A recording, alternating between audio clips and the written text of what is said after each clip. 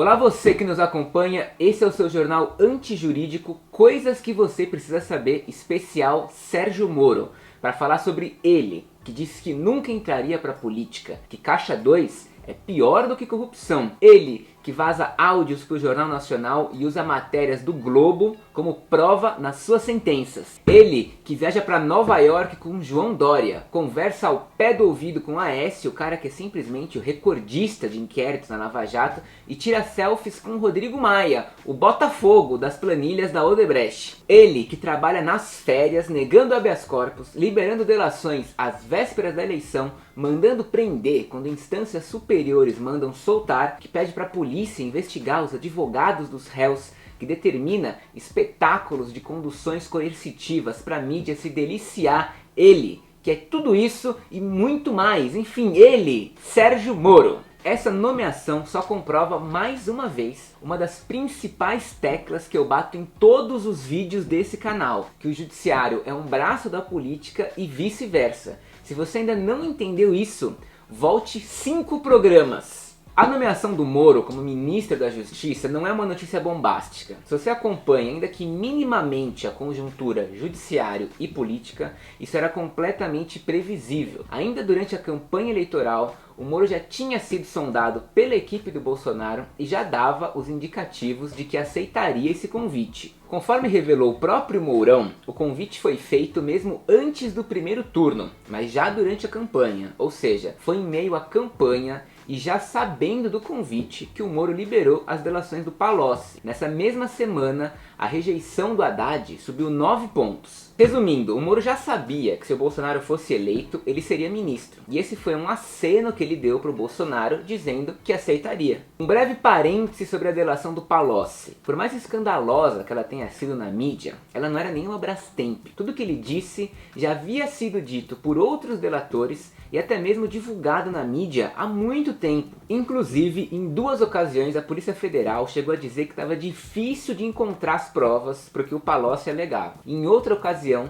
disseram que, aspas, ele não delatou nada do que a gente já não sabia. Ou seja, a liberação dessa delação em relação ao conteúdo não era nada demais. Ela serviu somente para fuder o Haddad. E no mais, entenda o seguinte: a política tem a sua agenda e as suas principais bandeiras. Com o judiciário é a mesma coisa. Eles também têm a agenda deles e as bandeiras deles. Desde 2013, o Judiciário e o Ministério Público defendem essencialmente 2 bandeiras. Por um lado, a magistratura levanta a bandeira da reforma moral do país. E por outro lado, o Ministério Público levanta a bandeira do punitivismo. O grande problema é que essas 2 bandeiras coincidem com as bandeiras do Bolsonaro e de toda essa turma da renovação da direita que foi eleita. Kim Kataguiri, Alexandre Frota, Major Olimpo, Major Meca, Joyce Haussmann, Tenente Derrite, Coronel Tadeu, Coronel Telhada, Príncipe de Orleans. Isso só para citar alguns, e eu só tô falando de São Paulo, hein? Então a escolha do Bolsonaro de colocar Moro como ministro da Justiça é só a confirmação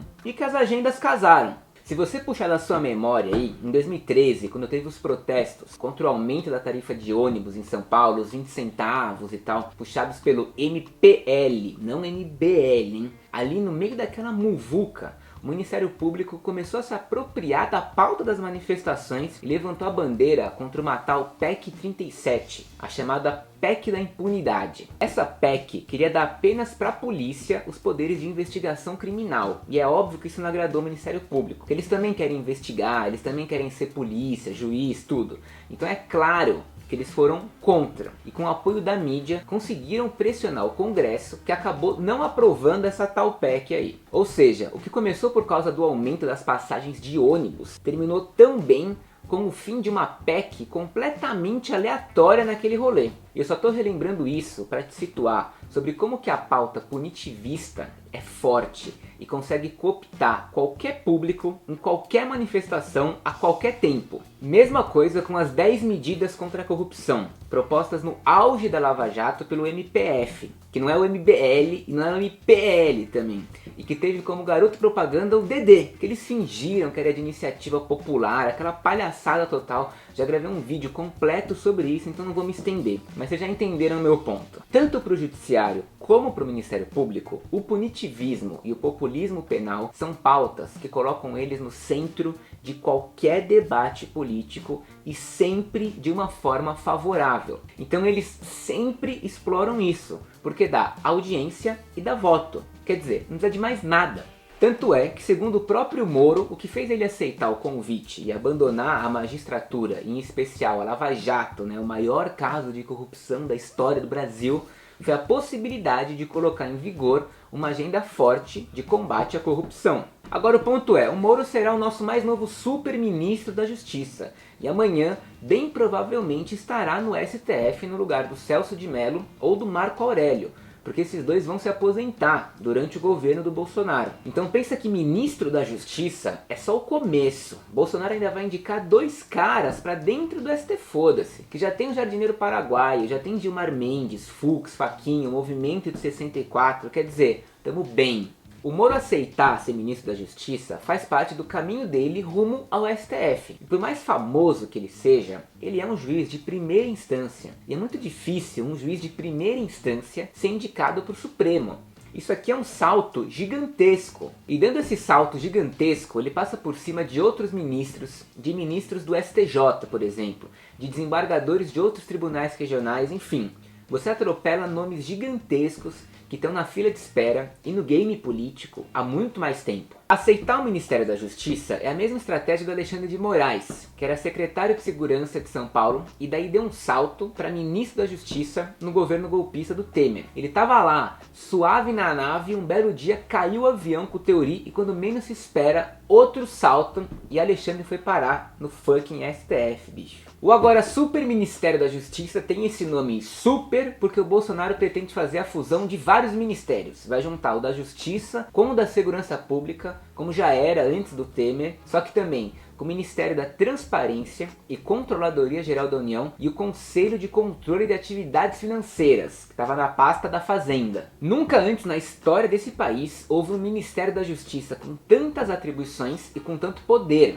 Agora o Moro não só terá o controle da Polícia Federal, como também, essencialmente, o acesso à movimentação financeira de todos os brasileiros. Então é realmente um baita de um ministério quentíssimo, que segue a tendência do Bolsonaro de fundir ministérios, como era até então a ideia dele de juntar o do meio ambiente com o da agricultura, e a proposta dele agora de fazer o super ministério da infraestrutura, que vai englobar Minas, Energia, Ciência, Tecnologia, Inovações, Comunicações, Cidades, Transportes, Porto e Aviação Civil. Fiquei até sem ar.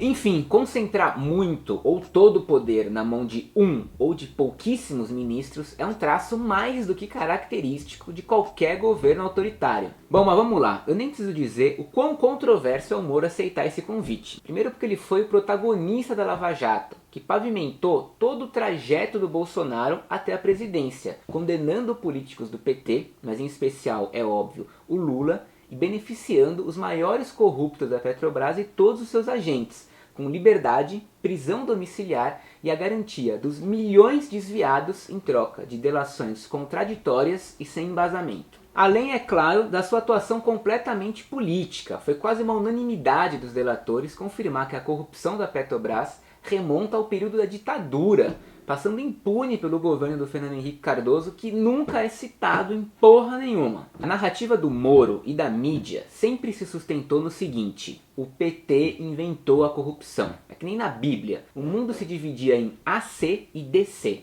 antes da corrupção e depois da corrupção. E no caso, o PT é o anticristo. Então essa indicação para o Ministério da Justiça foi uma espécie de troca de favores, uma clara recompensa para o juiz que, segundo Bolsonaro, me ajudou a crescer muito politicamente. Isso é um disparate até para a mídia internacional que analisa os fatos lá do outro lado do oceano.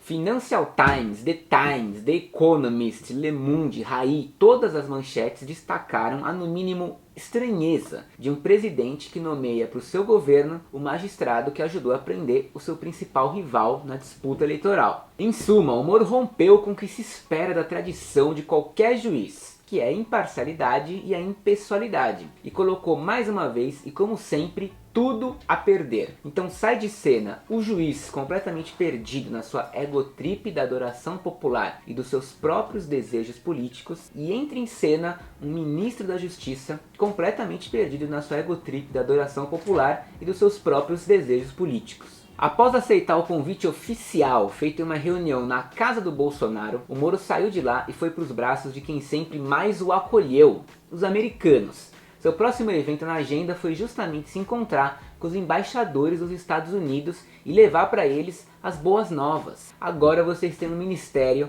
para chamar de seu. Ou seja, no time oficial do Bolsonaro, trabalhando lado a lado com o ministro Sérgio Moro, teremos Paulo Guedes na economia, acusado de um calote gigantesco contra os funcionários do BNDES. Augusto Heleno na defesa, aquele que disse que direitos humanos é só para quem se comportar bem, e que defende o uso de atiradores de elite contra criminosos, portanto, execução e pena de morte. Tem também o Onyx Lorenzoni, um veterinário na Casa Civil, o cara que foi a favor da PEC do teto dos gastos públicos, a favor da reforma trabalhista, 10 medidas contra a corrupção, prisão em segunda instância, e é réu confesso de Caixa 2, que pro Moro é pior do que corrupção, hein?